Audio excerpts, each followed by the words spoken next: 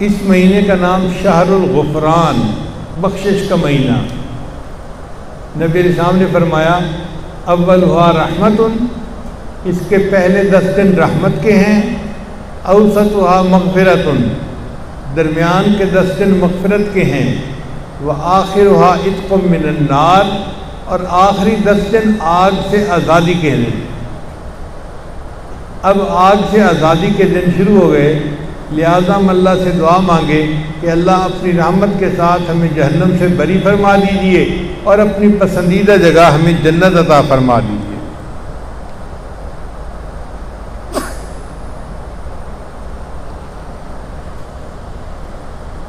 Medina Taiba के करीब एक कबीला रहता था, उसका नाम था बनु क़ल्ब। वो बकरियां पालते थे। हदीस पाक में आता है कि हर घर वाले सैकड़ों बकरियां पालते थे, रेवड़ होते थे उनके पास। अगर पूरे कबीले के लोग अपनी बकरियों को निकालते तो 2 पहाड़ों के दरमियान की पूरी ज़मीन बकरियों से भर जाती थी। हज़ारों बकरियां होती थी। हमारे एक दोस्त हैं, माशाअल्लाह, वो उम्र रसीदा भी हो चुके और सर में दरमियान में से गंजे भी हो गए। तो मैं उनको प्यार से फारिगुल बाल कहता हूँ, आप बड़े फारिगुल बाल हैं। तो वो उनको अच्छा लगता है, वो मुस्कुराते हैं और मुझे कहते हैं जी मुझे नाम की बजाय आप यही दुआ दिया करें कि मैं फारिगुल बाल हो जाऊँ। अच्छा, एक दिन मैंने देखा कि उनके वो जो बाल था ना सर के अंदर, उसके दरमियान में एक बड़े खूबसूरत बालों की लिट, और वो बड़े खूबसूरत बाल उन्होंने सर पे पूरे फैलाए हुए। तो मैंने पूछा कि आप तो फारिगुल बाल थे, ये बाल कहाँ से आ गए? वो कहने लगे हजरत कुछ पैसे थे तो मैंने बाल ट्रांसप्लांट करवाए हैं। मैंने कहा भाई अगर ट्रांसप्लांट करवाने भी थे तो पूरे प्लांट करवा लेते। कहने लगा हजरत एक बाल ट्रांसप्लांट कराने का $1 लिया है उन्होंने, और ये 10,000 बाल हैं। मैं 10,000 से ज़्यादा नहीं पे कर सकता था। $10,000 मैंने पे किए हैं, 10 लाख रुपया, बल्कि 15 लाख रुपया। तो मैंने हिसाब लगाया कि अगर ये बालों की छोटी सी लिट 10,000 है तो पूरे सर के बाल तो लाखों में होंगे। वो कहने लगे जी डॉक्टर यही बता रहा था कि सर के ऊपर लाखों बाल होते हैं।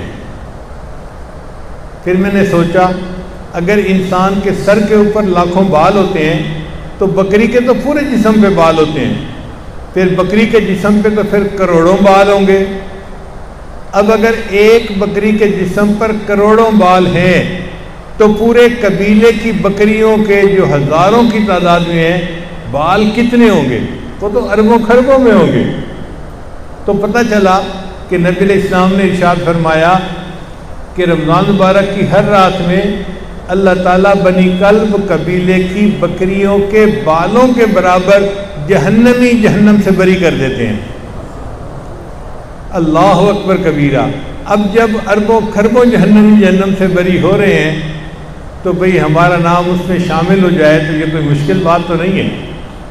भाई इतनी सी बात है कि हम रो धो के अपने अल्लाह को मना लें और अल्लाह से अपने गुनाहों की माफ़ी तलब कर लें।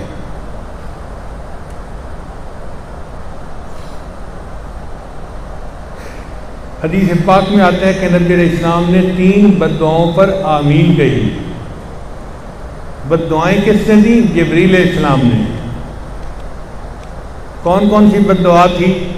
पहली बद्दुआ, बर्बाद हो जाए वो शख्स जिसने बूढ़े माँ बाप को पाया और इनकी खिदमत करके अपने आप को न बख्शवाया। तो नबी इस्लाम ने फरमाया आमीन। दूसरी बद्दुआ, बर्बाद हो जाए वो शख्स जिसके सामने आपका जिक्र मुबारक हो और वो आपके ऊपर दुरूद शरीफ न पढ़े। तो नबी इस्लाम ने फरमाया आमीन। और तीसरी बद्दुआ, बर्बाद हो जाए वो शख्स जिसने अपनी ज़िंदगी में रमज़ान का महीना पाया और अपनी बख्शिश न करवाई। नबी इस्लाम ने फरमाया आमीन। यानी रमज़ान में बख्शिश इतना आसानी से हो जाती है कि जो रमज़ान में भी बख्शिश न करवा पाए वो तो है ही बदबख्त इंसान। नबी अलैहिस्सलाम ने उसके लिए दुआ पर आमीन फरमा दी। बच्चे से सीखें। वो अपनी माँ को मनाना शुरू करता है तो माँ नाराज़ होती है, कहती है मैं तेरी शक्ल नहीं देखना चाहती, दफ़ा हो जाए यहाँ से, मगर बच्चा परवाह नहीं करता। वो माँ के सामने रोता है और आंसू बहाता है और मिन्नत से माजत करता है और बिल आखिर माँ उसी बच्चे को बोसा देती है, सीने से लगा लेती है। हम उस बच्चे से मनाना सीखें। हम भी अपने रब को इन दिनों में मनाएं, तहज्जुद के वक्त में, रात के वक्त में, दिन के मुख्तलिफ औकात में अल्लाह से अपनी तार जोड़कर बैठें और अल्लाह से माफ़ी मांगें। ऐ अल्लाह जो गुनाह कर चुके हैं उनको माफ़ कर दीजिए और आइंदा गुनाहों से हमारी हिफाजत फरमा दीजिए। इसलिए उलमा ने लिखा है कि रमज़ान के बाद या तो बंदे के लिए ईद होगी या फिर बंदे के लिए वईद होगी। जिनकी बख्शिश हो गई उनके लिए तो होगी ईद, और जिनकी बख्शिश ना हुई उनके लिए होगी वईद। हम समझते हैं कि शायद रमज़ान के बाद सेवियाँ खाते हैं इसलिए ईद कहलाती है।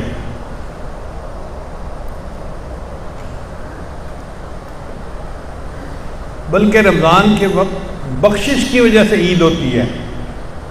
हदीस पाक में आता है कि रमज़ान की हर रात में बनु कल्ब कबीले की बकरियों के बालों के बराबर जहन्नमी बरी होते हैं। तो करोड़ों जहन्नमी पहली रात, फिर दूसरी रात, फिर तीसरी रात, होते होते 29 की रात आ जाती है।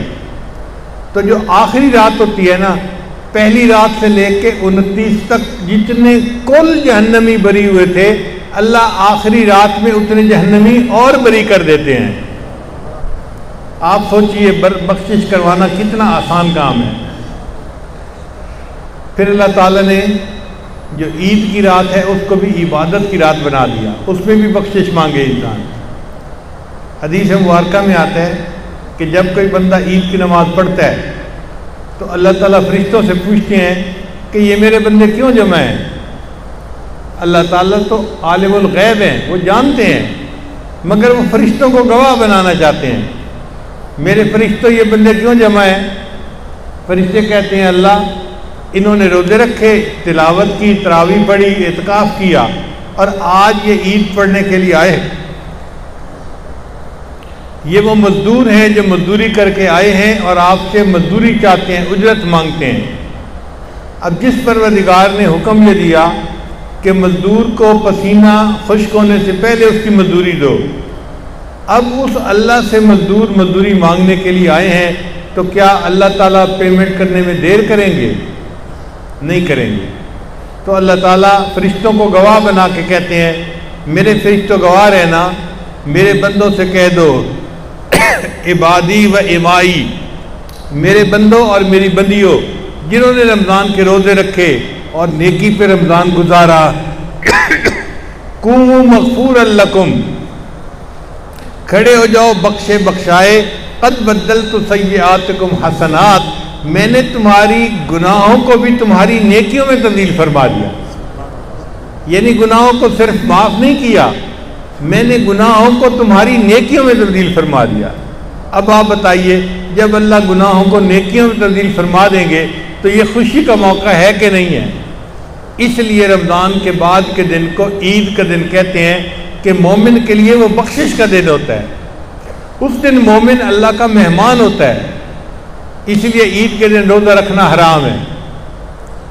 कोई बंदा कहे जी कि मैं तो बड़ा मुत्तकी और इबादत गुजार हूँ, मैं ईद के दिन रोज़ा रखूँगा, शरीयत ने कहा तुझे अजाब होगा। ईद के दिन रोज़ा नहीं रख सकते, क्यों? कि तुम शाही मेहमान हो, और शाही दस्तरखान के ऊपर कोई आके कहे जी मैंने खाना नहीं खाना, तो ये तो बदतमीज़ी होती है।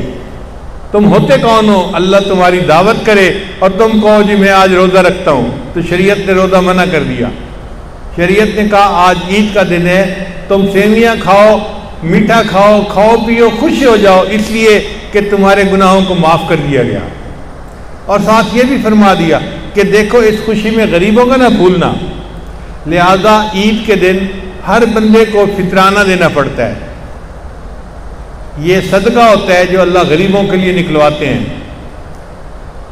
हर मर्द का, हर औरत का, हर बच्चे का, हर बच्ची का, हत्ता कि एक दिन का बच्चा होगा उसका भी फितराना अदा करना पड़ेगा। यहाँ तक कि कोई मेहमान घर आया हुआ है तो मेहमान का भी फितराना अदा करना पड़ेगा। और ये फितराना ईद की नमाज से पहले दे के जाना होता है गरीबों को। अल्लाह ने ये क्यों सिस्टम बना दिया? अमीरों, सिर्फ तुम नहीं खुशी नहीं मनानी, सिर्फ तुम्हारे बच्चों ने ही नए कपड़े नहीं पहनने, ये गरीब भी मेरे बंदे हैं, तुम इनके साथ हमदर्दी करो, फितराने के पैसे दोगे, ये भी बच्चों के कपड़े बनाएंगे, घर में खाने बनाएंगे, इनके भी बच्चे तुम्हारे साथ खुशियों में शरीक हो जाएंगे, लिहाजा मैं सबके गुनाहों की बख्शिश कर देता हूँ।